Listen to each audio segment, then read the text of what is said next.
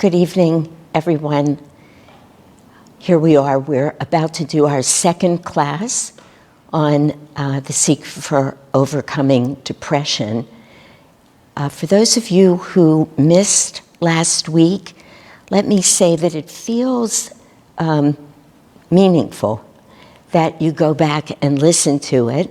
Hopefully all of you, whether you were here last week or not, have listened to it, because I'd like to just pick up with some of that energy and continue moving with it. I'm certainly not going to repeat everything I said last week, but there was a lot about depression and the energy of depression that was quite important. So whenever you have a chance, go back and listen if you haven't.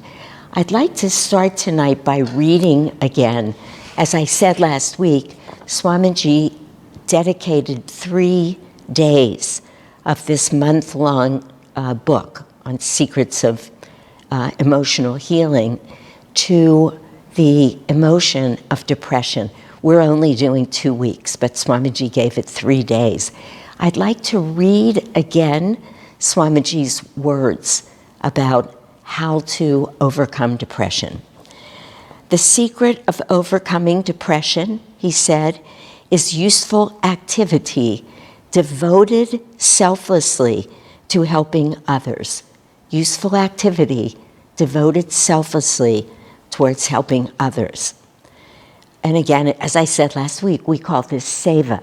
It's very important. It's one of what we call the 5 S's on the spiritual path, the sort of how to support yourself to grow spiritually.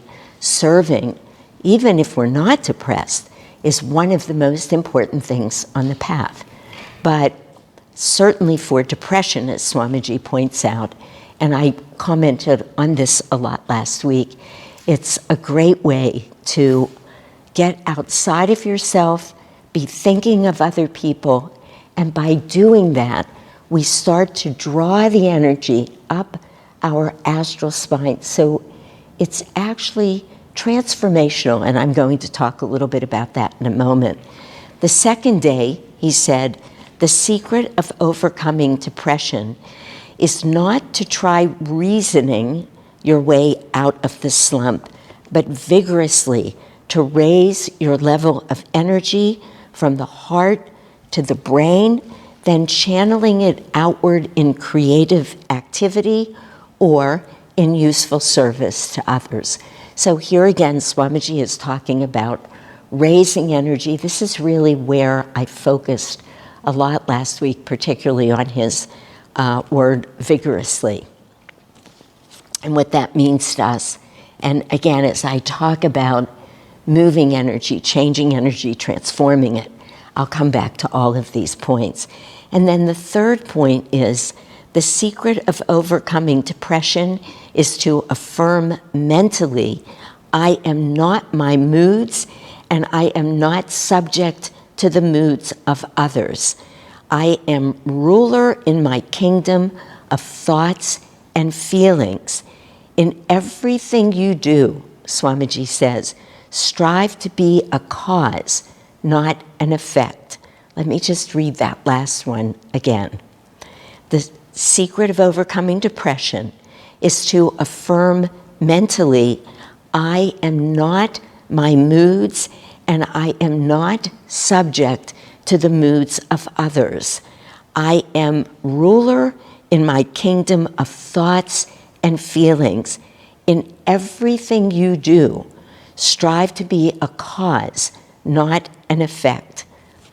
These are very powerful words, and I just, in a sentence, am going to say that last week I spent a good amount of time honoring, being respectful of, just acknowledging the fact that depression can be deep, it can be a biologic depression.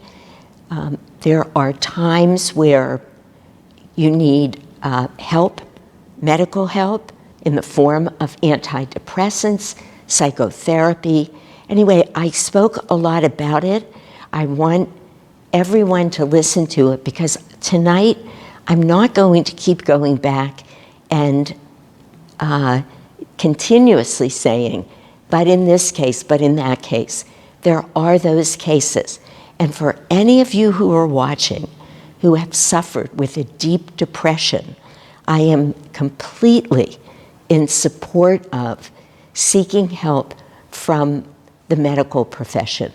I'm completely in support of seeking help in many other ways, but I'm doing this just to be mindful of and respectful of those people who struggle with those deeper depressions.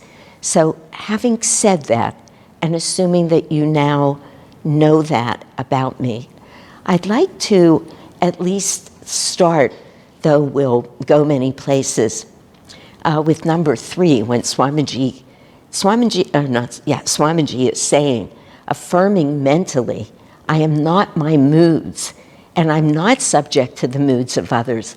And he goes on in that reading really to talk about how we need to exert our own will, even in saying this affirmation.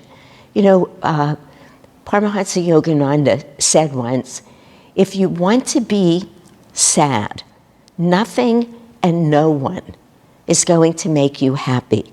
But if you want to be happy, nothing and no one can make you sad.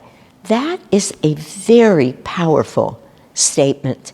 And I would venture to say, one, that very few of us, it's not that we might not believe the words, but to actually feel strong enough to determine that, to not just affirm it, but to live it. Because this is a true master saying, if you want to be happy, nothing and no one can make you sad. Now imagine that.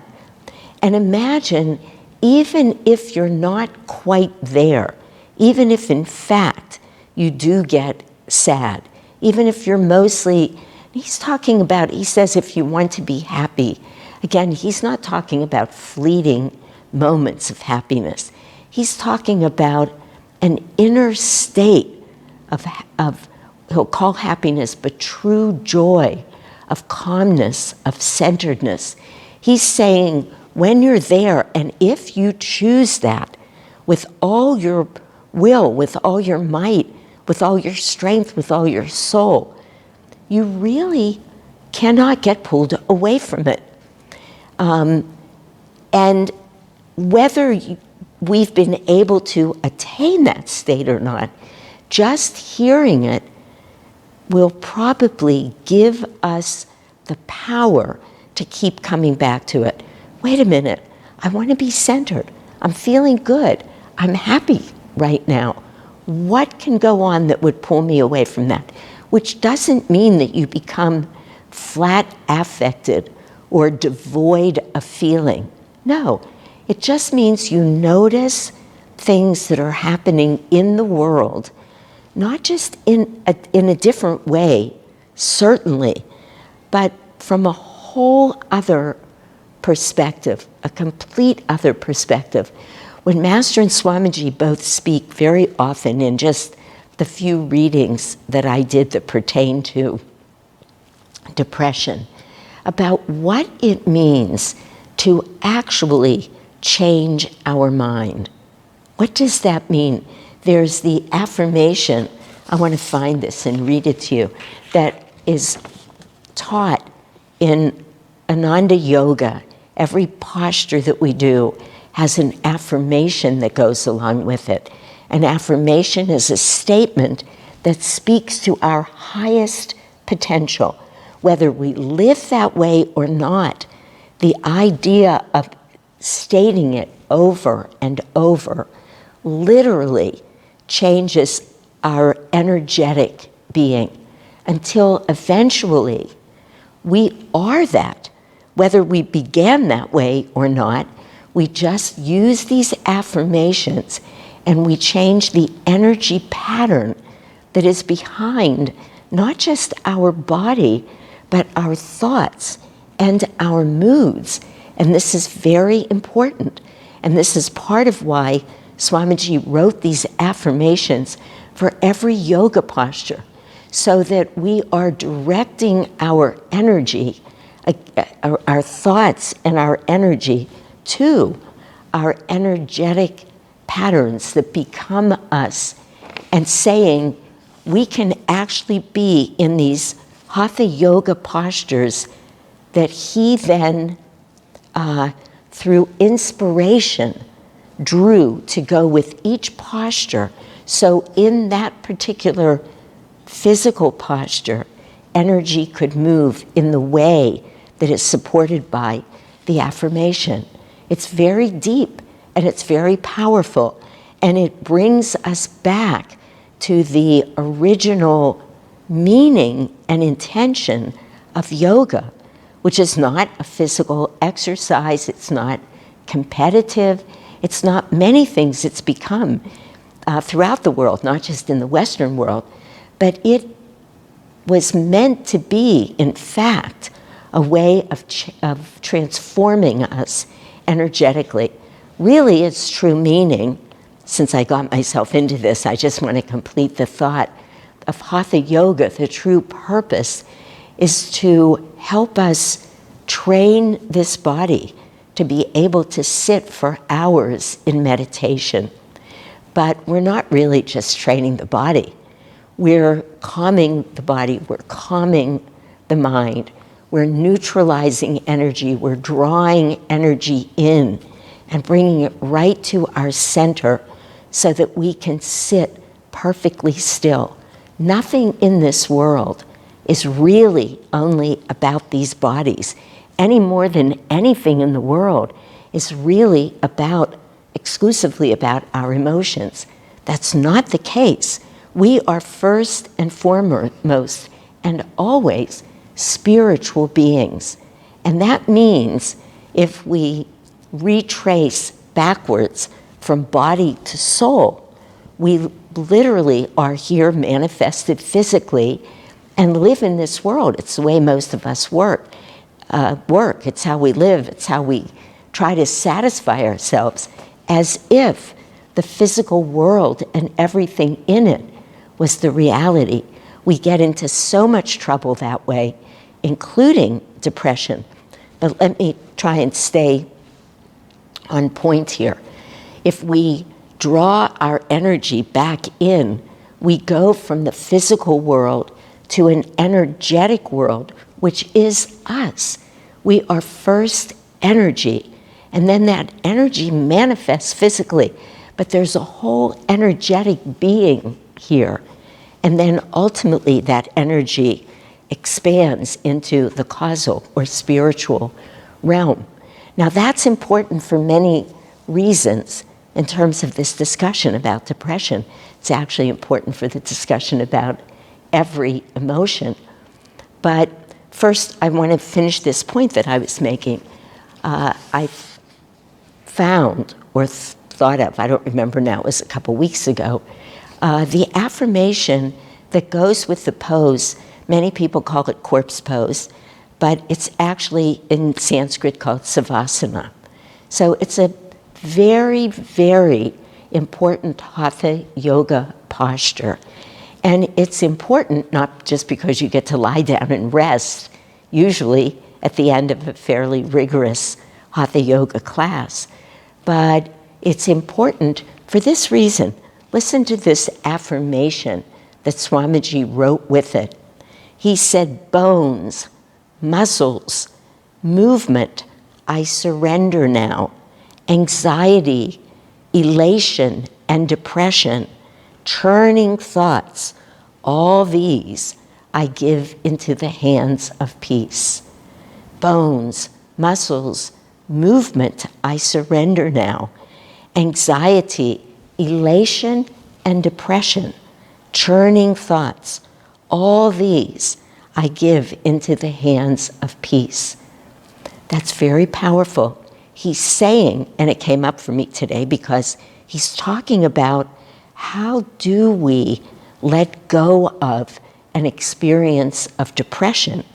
And he's using this pose. First of all, it's one of the things that anybody can do. You start becoming too emotional or too reactive, you can lay down in Savasana and go deep very quickly and repeat this affirmation.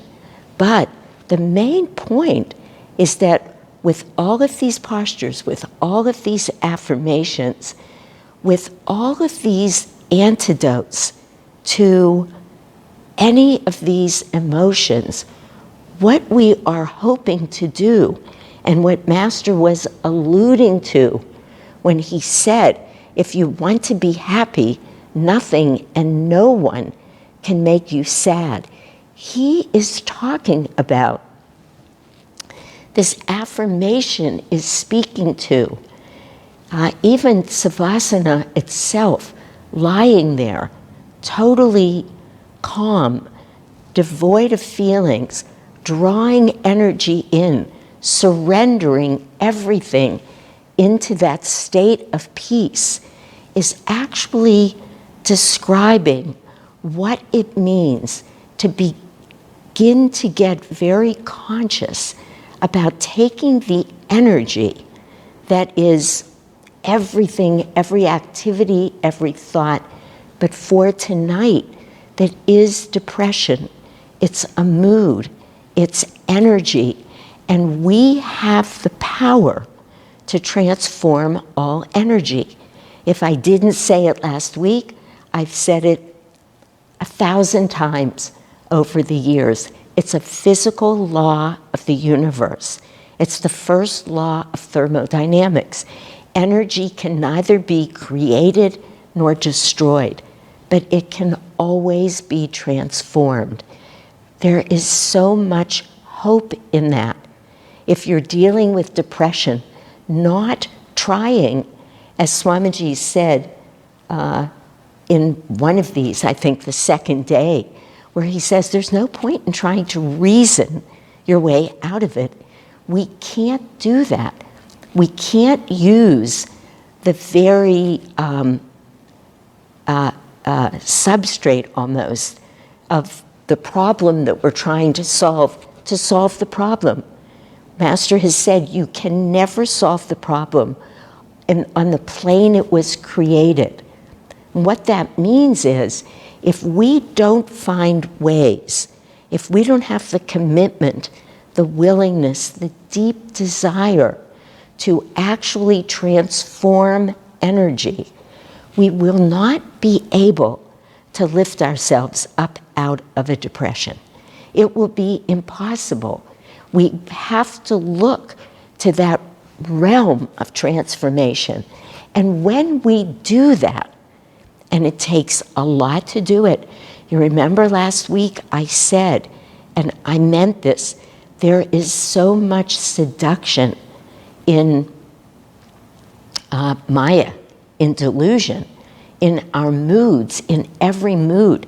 Very, very hard to get, to remember, to believe. But we get so stuck in them, we don't know how to identify ourselves without them. That's hard for the rational mind to accept, but it's true. And when we first start to give any part of ourselves away, any part, any thought, any feeling, any enjoyment that we have, an addiction, I watch this in addiction medicine a lot, all of a sudden this terror comes up. Who are we? How can I define myself if I'm not that? And that can be a lot of the ways that we're great. That's why I love this third day that he says, sorry, let me just find it. Where is it? No, it's in the affirmation.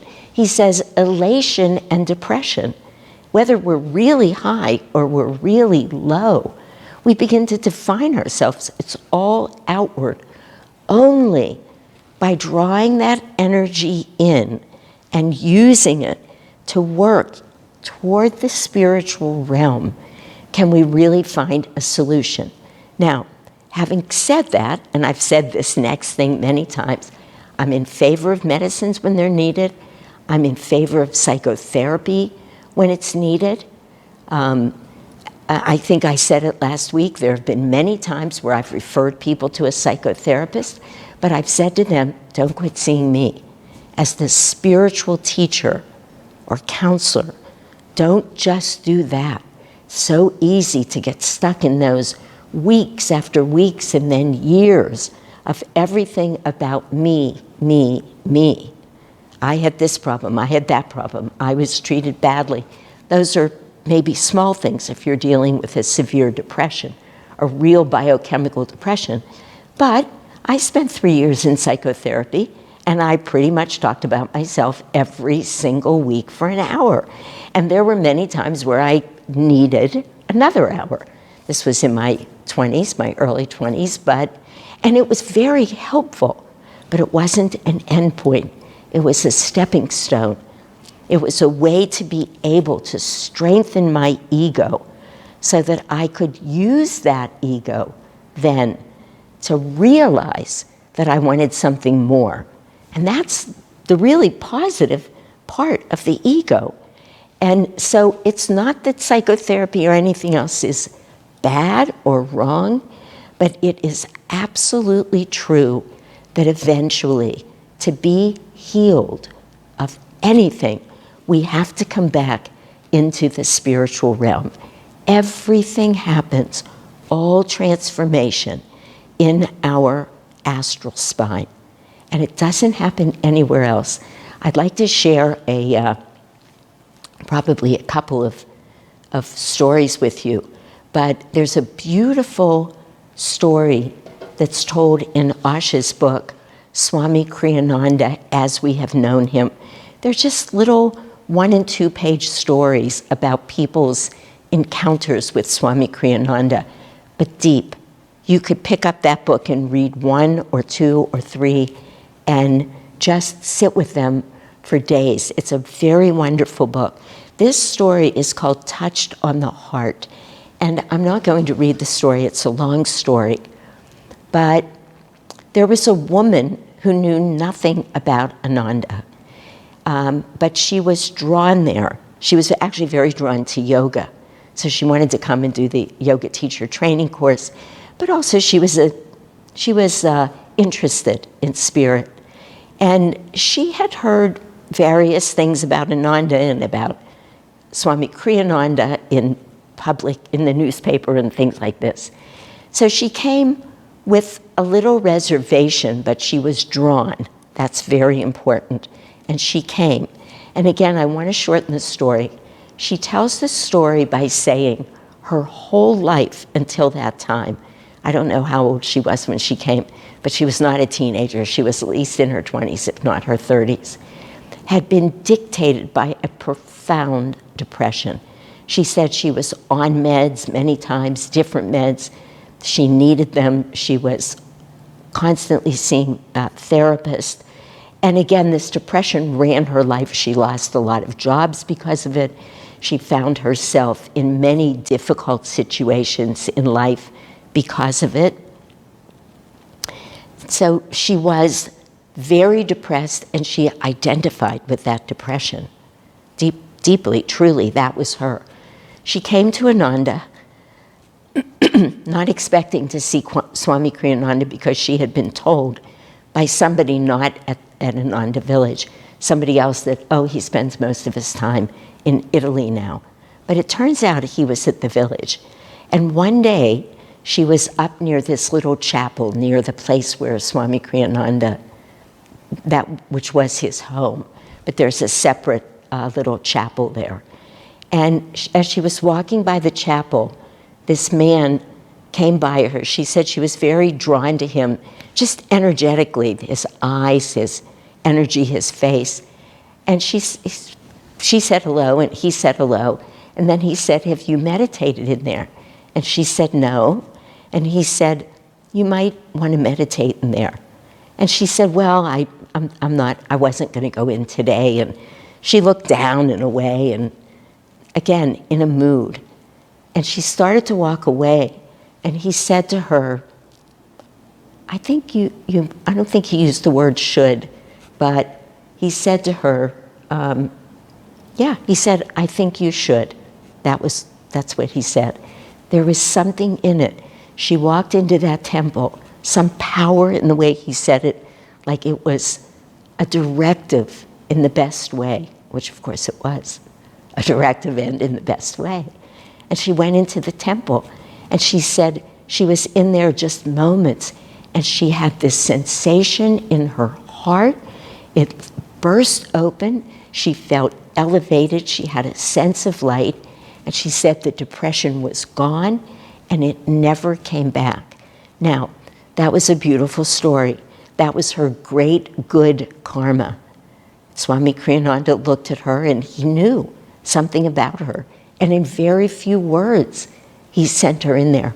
But the reason I'm sharing the story right now is more because that healing, that what we would call a miracle, happened because Swami Kriyananda had the ability to look at people in very few words to change their consciousness. He was a very highly evolved soul being. Now, most of us are not that, but we all have the ability to begin to work to change our consciousness. We all have that. We may or may not have that great good karma to run into Swamiji or Master or any other great spiritual teacher, even moving forward because their bodies have gone, but they haven't. As Master said, to those who think me near, I will be near, when asked if he would still be with us after he left his body. These great souls are still there. That's beautiful. But they're always waiting for us to raise our energy. And that's what we have to do. Don't wait.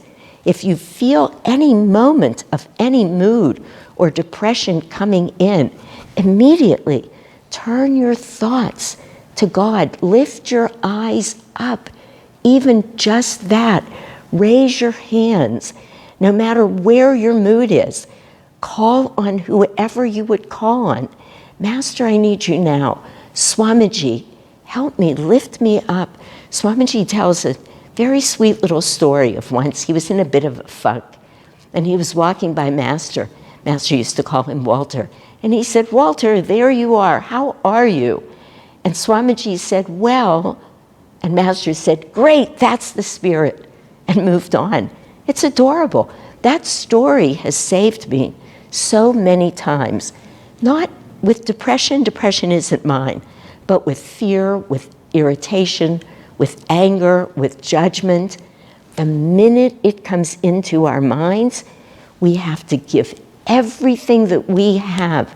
Don't wait for energy to come to you. Don't wait for the world to be different. It will not happen that way. This is like the most beautiful thing that Sister Gyanamata said. She said, I never prayed. This was the most highly evolved female disciple of Paramahansa Yogananda. I never prayed for my circumstances to change. She said, I always prayed, change me. That takes a lot of courage, a deep desire to know God, and a lot of willpower. But this I know for sure, this that I'm about to say to you. If we make a decision to do that as often as we can, to not let ourselves off of the proverbial hook, to not decide to say the next sentence about somebody in a judgmental way or in a critical way, or to mope around one night. I'm so exhausted. Why do all these things happen to me? I don't want to do that. I want to go out and party or just whatever. Solve the problem we'd like to by either indulging it or stepping out into the world with it. No, it will not work. It's like putting a Band-Aid on an abscess. You can't do that. You have to go out and have the abscess drained. We have to let go of all of that infectious, difficult, negative, downward pulling energy. And most of us with this depression, most of us, most of the time could do it. And little by little, day after day, moment after moment, we keep aiming for it. We keep our thoughts high. We take that sentence that Master said, if you want to be happy, nothing and no one can make you sad. From the mouth of an avatar. Memorize that. Live by that. Put it on your refrigerator, on your computer screen. Do whatever you need to do. Take the affirmation that I read a couple of times. Make a decision right now that you are not going to indulge those moods, that you're not going to let Satan have that hold on you, because that's what it is. Look to the light. Reach to the light. God is waiting. He's waiting in every form of every master. He's given us all of this beautiful information, these beautiful help and ways. Even just the 3 things Swamiji said, read those 3 pages now after listening to these talks. Say to yourself, of course I can do this. Yes, I can do it. It'll be seductive not to. You be more powerful than the seduction. Rise above it. Expand beyond it. And say to yourself, I am not this mood, and I am not subject to the mood of others. I'm bigger than all of it. I am a perfect manifestation of divine light. That means pure joy, pure love, true happiness, because that's the truth. You are. We all are. What a blessing.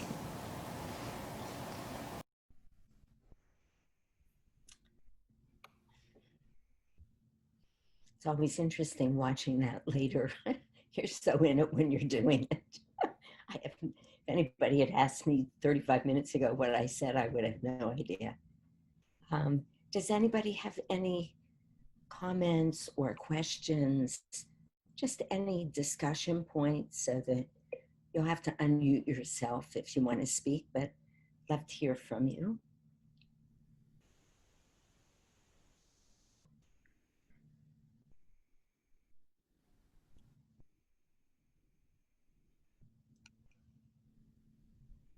Yes, Irene. Oh, that was a lovely talk. At the last few minutes, you used the word indulge, right? Not indulging in the sadness or the mood. But I think we can all agree that there are times when truly something sad happens. Someone passes away, we just get very bad news, an illness in the family.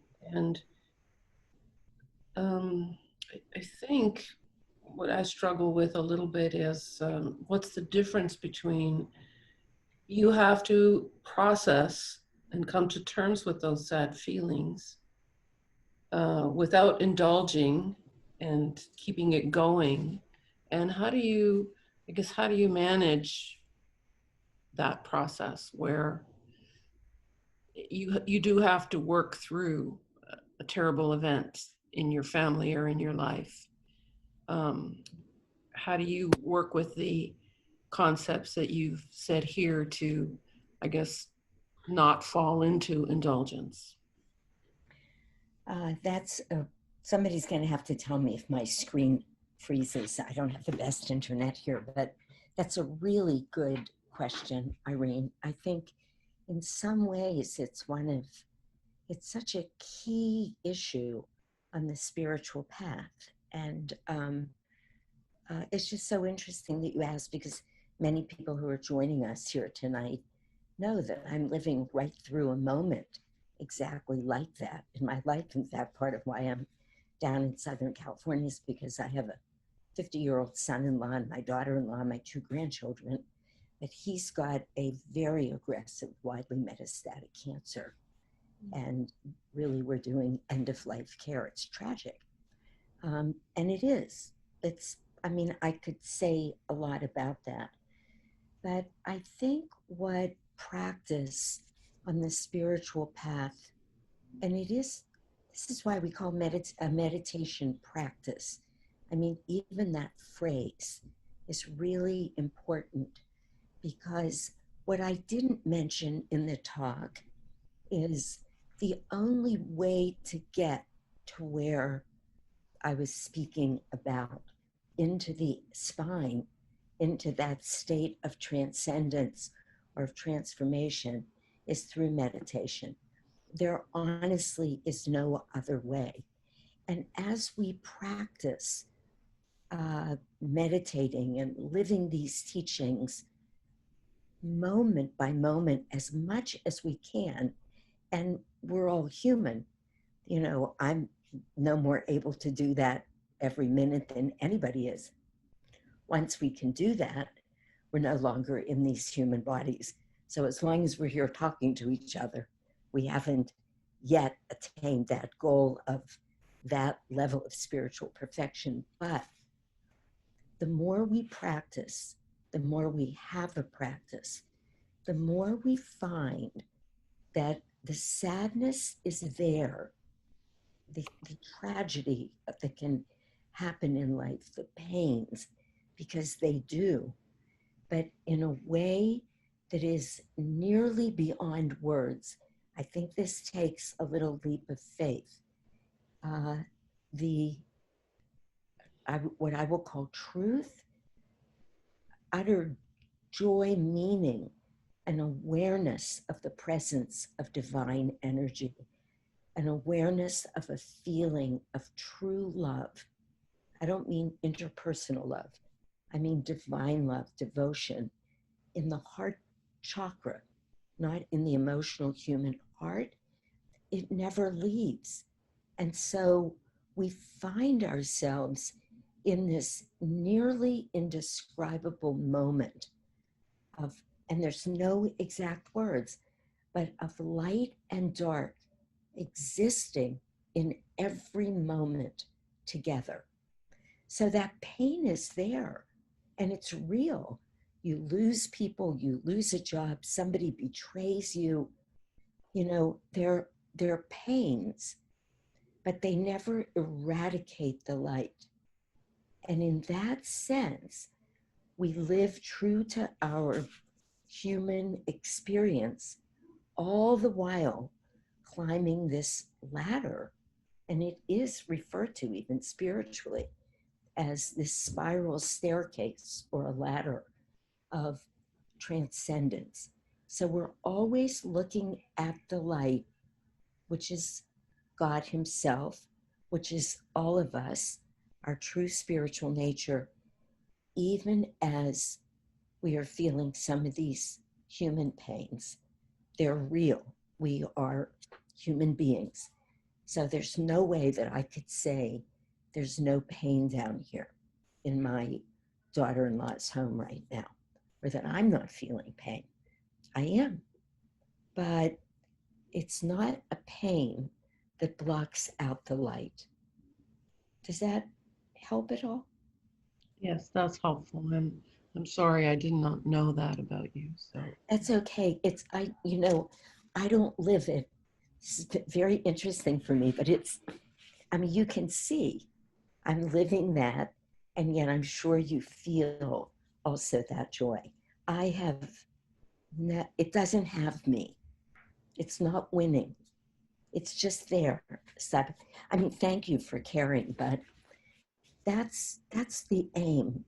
And this, it's not just an affirmation. That's the goal. Yes, that's there, but I can see people's hearts opening, love expanding, joy coming, light shining right in the middle of all of this. It's remarkable. I mean, I don't want to just reject your care. That I do appreciate that very much, but it's not the kind of sadness that we can easily fall into, that's seductive and that gets us. That's how I'm trying to make it. It's a very fine sense of difference. And it's, truthfully, it's beyond words. It's something that you know and will feel in your heart that, wow, this is really sad. And yet I feel so much love and so much joy right in the same moment. So Thank you. I hope that's helpful. It is. Any other thoughts, comments, questions?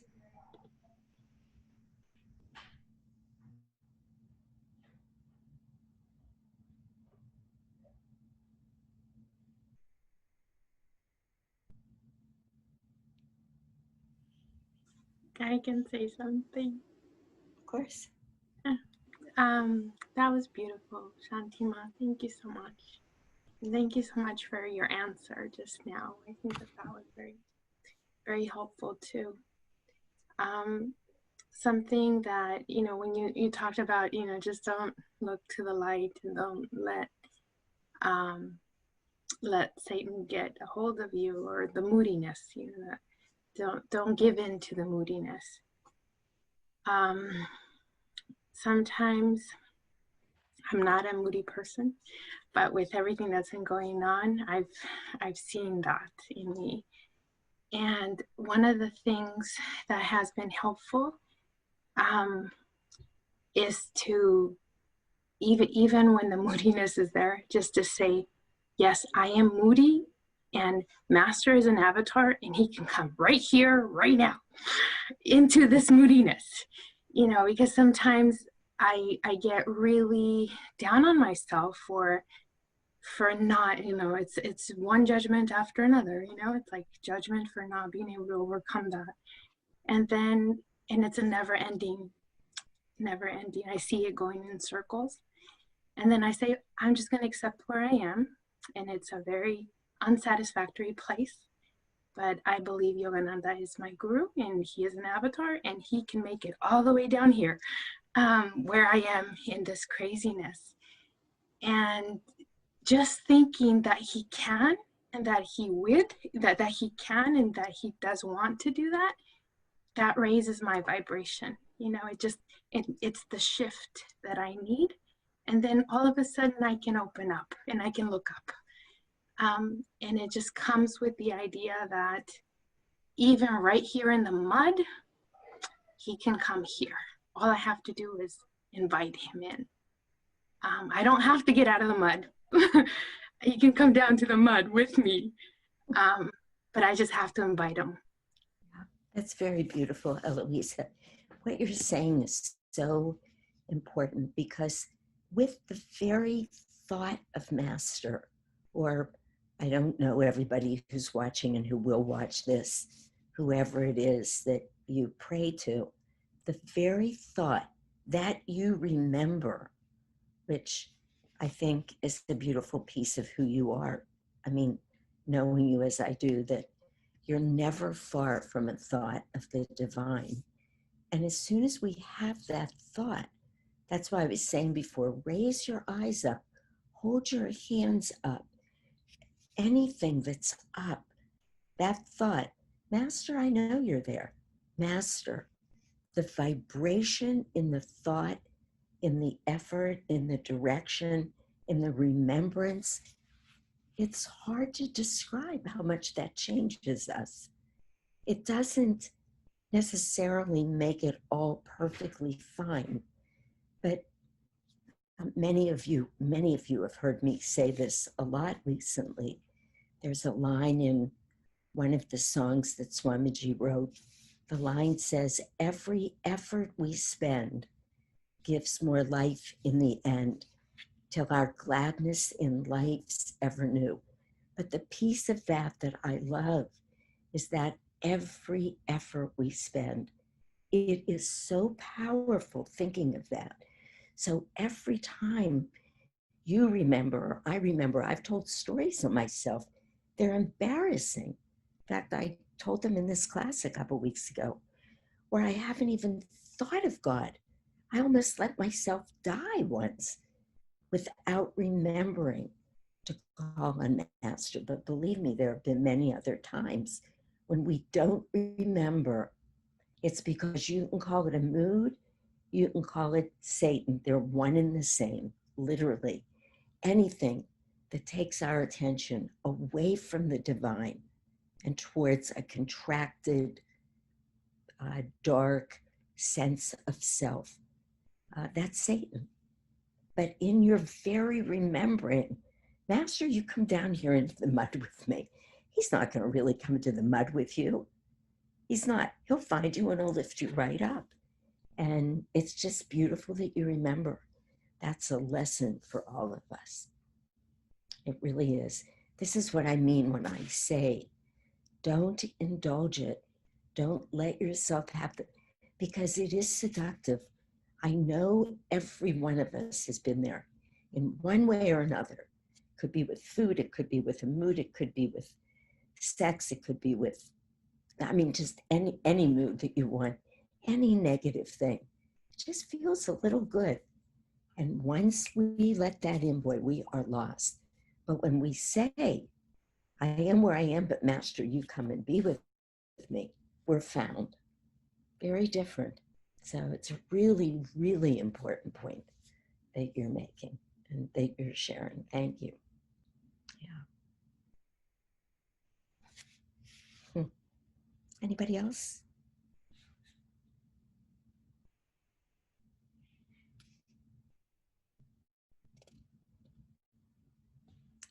Okay.